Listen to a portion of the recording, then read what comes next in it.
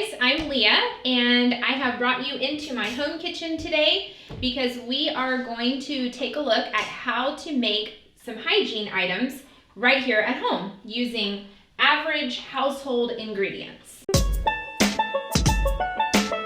So as a mom of 4 kids, I am always looking for natural ways to take care of all of the needs that our family has. And so this is a great way to take a natural ingredients, natural products, and turn them into a very, very effective product for our family's deodorant. So let's get started. So all you need is 4 basic ingredients. We have coconut oil, I prefer to use organic.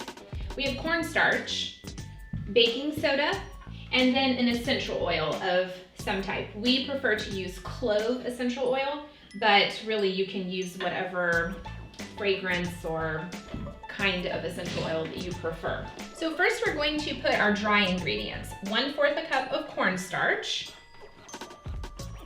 1/4 a cup of baking soda, and then we're going to stir these ingredients together. Mix them really, really well. Make sure there's no lumps from the baking soda or cornstarch. Then when it's been completely mixed and there's no lumps and it's nice and smooth, then go ahead and put in the 1/3 cup of coconut oil. And then we're gonna put this in the microwave for about 5 seconds to make it much easier to mix, and we'll be right back. So now we're going to mix it all up. It's helpful if you use the back of the spoon to kind of smash the coconut oil into the starches and the baking soda, but you're just gonna keep mixing it until it turns into a paste. Okay, once you have it all mixed up and there's no lumps or anything, it's nice and smooth and very, very thoroughly mixed, you can add your essential oil. And we're going to mix that up really well so that the essential oil is spread very thoroughly throughout the mixture. And then once it's in and well mixed, we're going to put it inside of our little containers. Now I did want to say something about the baking soda. I've heard a lot of people say that baking soda irritates their skin and they can't use homemade deodorants that use baking soda.